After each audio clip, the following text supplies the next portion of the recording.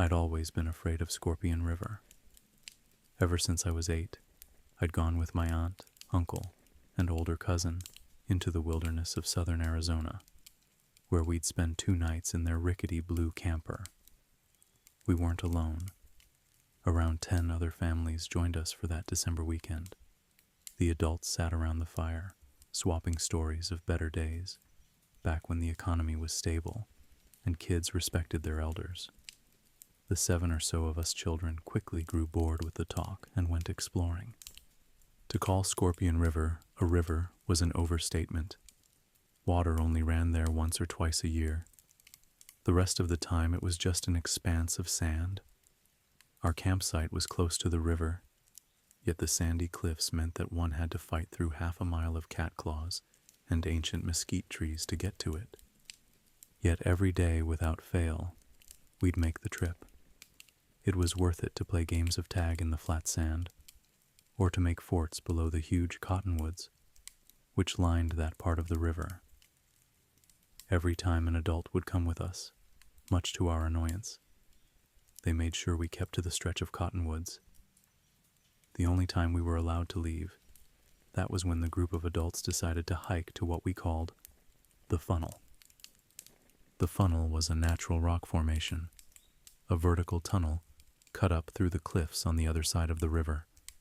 It was beautiful, a pipe of smooth reddish stone, which seemed to lead up into the sky itself. It was easily my favorite part of the trip. The only thing I didn't like was getting there. To reach the funnel, we had to pass through what I called Raven Forest. Here the trees were close together, the bark blackened by some ancient fire. Every time we went through, the screeching of ravens would fill the air. The light played tricks on your eyes, making it seem as if there were figures standing in the shadows. As I grew older, the feeling of unease grew too. I began to hear whispering in the trees, voices always too low to be understood, but distinctly unfriendly. I spoke about it to my cousin, Jade, but she dismissed it, telling me it was my imagination.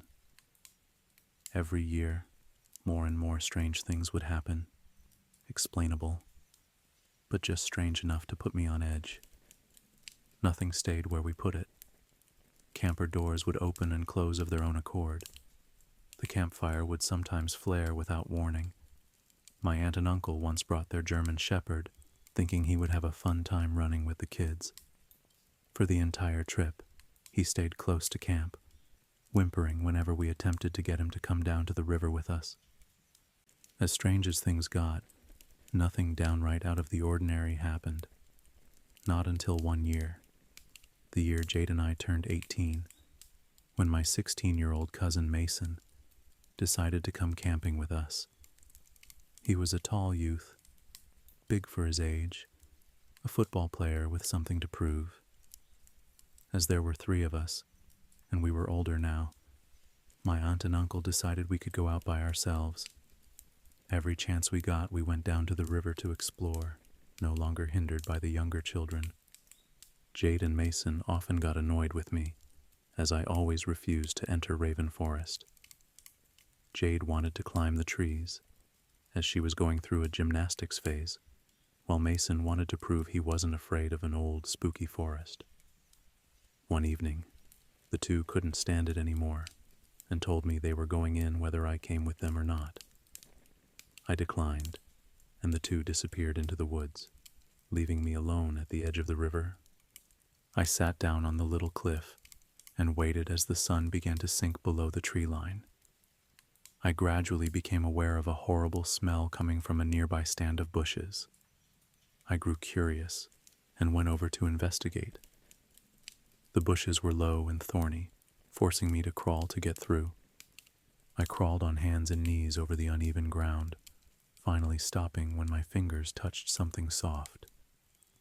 I took out my phone flashlight and shone it on the ground. Instantly I was moving backward, ignoring the thorns which tore at my hair. For, lying on the ground, was a pile of dead songbirds, heads missing, surrounded by blood and ants. I pulled myself to the edge of the river and stayed there, breathing hard, trying not to throw up. Several minutes later, my cousins returned, talking and laughing. They stopped when they saw me sitting on the cold ground, shivering. "What happened?" Jade asked. I numbly pointed towards the stand of trees. The two of them went over to look, returning a moment later, faces grave. "What would do that?" I asked. "Some kind of predator?" Jade suggested. "You know, like a fox, a coyote, something." "Why would it just pile them up like that? There must be 50 of them, all lined up in a circle like—" "Let's leave," Mason interrupted. "It's almost dark." We started towards the other side of the river, walking at first, then running. "I really think we're overreacting," Jade said when we reached the other side and paused to catch our breath. "There must be some logical explanation. Maybe they just happened to be there and weren't arranged like it seemed." "Did any of us look very hard?" "The heads were missing," Mason said. "Explain that." "They might have rotted away." The longer we talked, the more reasonable the birds seemed. After around 10 minutes of proposing theories, we were calm. Mason decided to try climbing the cliff to get to camp instead of going through the riverbed, which was muddy from a recent rain.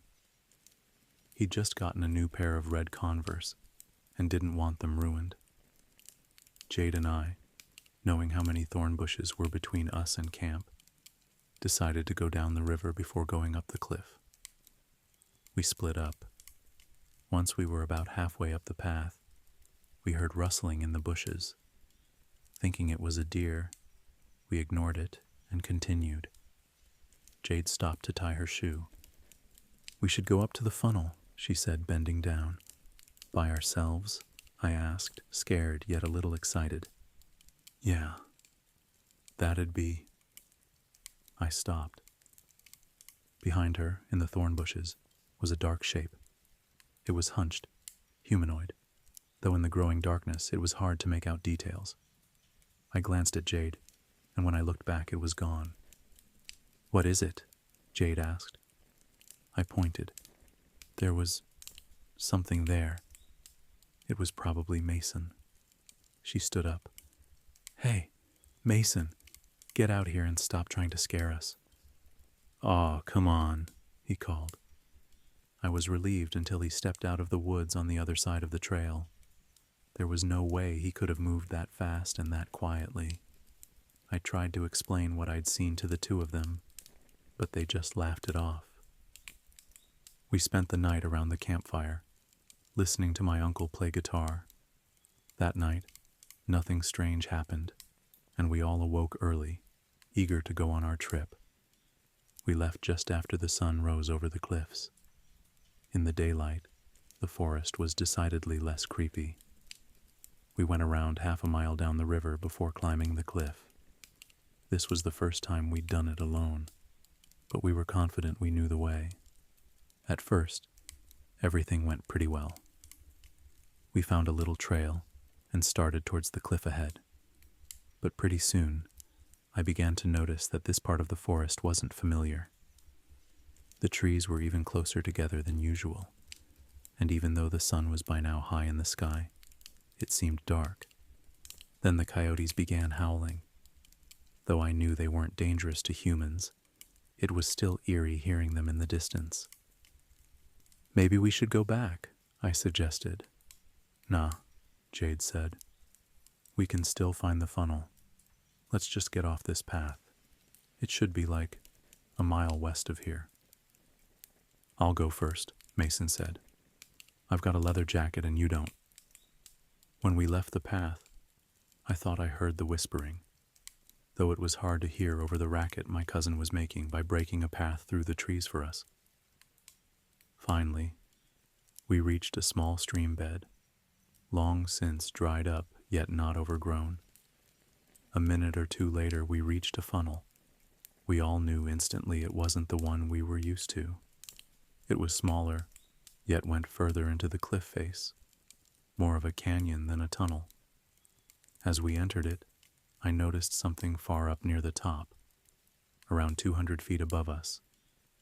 It was too far away to make out what it was, so I decided to climb a little way up the side of the other side of the canyon. Meanwhile, Jade and Mason went farther into the canyon. I could hear them talking as I climbed as far up the wall as I could get. As I still couldn't see what it was, I decided to take a picture with my phone. I pointed it and snapped the picture, deciding to see if my uncle, who was into photography, could somehow enhance it. I started to climb down and tripped. I landed hard on the floor of the funnel, glad for my thick coat. I heard rustling in the bushes to my left and waited to hear the others laughing at my clumsiness. Yet no sound came. "Guys?" I called. "We're up ahead," Jade replied faintly. I started to go after them, having to squeeze between the trees and under the bushes, which clung stubbornly to the dirt floor of the funnel. Suddenly I had the feeling of being watched. Again, branches cracked. I wanted to turn and tell whoever it was to cut it out, but my body wouldn't respond. I froze as the sounds grew closer and closer. The whispering increased in volume. Then the spell was broken, as Mason called my name. The frozen feeling disappeared, and I turned, ready to confront whatever it was. Nothing was there. I hurried to join my cousins, who stood below the object on the funnel wall. From here it was apparent that it was a bit bigger than I was. Something dripped from it, leaving trails of dark liquid on the pale wall. Around it circled several ravens. "Think that's a nest?" Jade asked before I could tell them what had happened. "Maybe," Mason replied, shading his eyes. We stayed there for a few moments, trying to make out what it was before growing bored. "Race you to the entrance," Mason called. He ran off through the trees, ignoring the thorny bushes. Jade and I followed more slowly, knowing we couldn't beat him.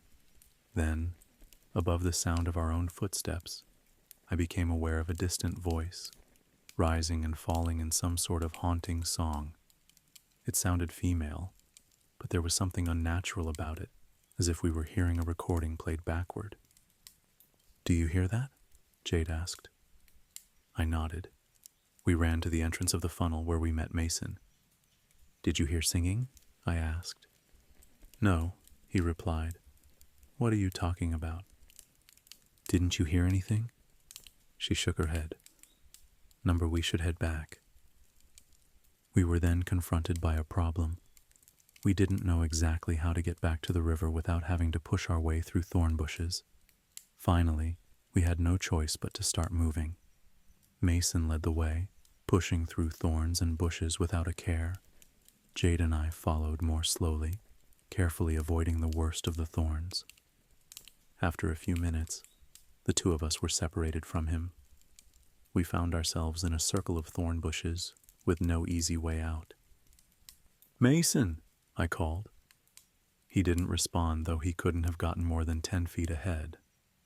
We sat down, deciding he'd come back eventually. My feeling of unease began to grow. Finally, Jade spoke, voice small and quivering. "I don't think we're alone," she said. I nodded, feeling my muscles begin to lock with fear. From the direction of the funnel came the sound of something pushing through the trees. Jade's eyes met mine, and I knew she could hear it too. "We need to get out of here," I said, eyeing the thorns which surrounded us. For some reason, I had no idea how we'd gotten inside the little clearing. The sounds were growing louder, along with the whispering. All at once I realized something. The voices had never been threatening me. They'd been trying to warn me. I got to my feet and pulled Jade up. "We're leaving," I said. I pushed through the bushes, ignoring the stinging of the cuts the thorns left on my arms and face. Jade followed, and we ran through the forest. At one point, I tripped, and Jade pulled me to my feet. Behind us, the sounds were growing closer and more urgent. The voices weren't whispering anymore. They were screaming. For what seemed like 1,000 years, we ran through the forest. Though it was only a mile, it felt like 100. Finally, we ran out into the river, nearly knocking over Mason. The voices stopped, along with the crashing of whatever was pursuing us. "Where were you?" he asked as we tried to catch our breath. "I've been calling for you for hours." "Hours?" I asked. "We weren't apart for more than 20 minutes. He shook his head. "I was just about to go get help." I noticed that the sun, directly overhead when we'd left the funnel, was beginning to set. Jade laughed, the sound a little too high. "We must have looked dumb," she said, "running from nothing like that." "Nothing?" I asked. "We must have just imagined it." "Really, Jade? It was probably just some animal." We started walking back to camp, and soon I began to believe we'd imagined whatever had happened too. I heard the sound of the singing and ignored it, deciding I was imagining it again. Then I noticed that the other two were looking at me in horror. They could hear it too. We began running, not stopping until we reached the camp. When we told our story, the adults just laughed, blaming it on overactive imaginations. My uncle, who had been visiting the area since he was a child, claimed there was no second funnel. We soon packed up and drove home. As it was late by the time we reached our hometown, I decided to spend the night with Jade and go to my house the following morning. While we were there, I remembered the picture I'd taken of the thing in the funnel. I asked my uncle to enhance it, and he agreed. "It'll probably be a nest," he said as he worked. "You probably disturbed the ravens, which decided to chase you off." I didn't agree, though I didn't say so. "Oh, kids," he continued with a smile. "I used to be like you.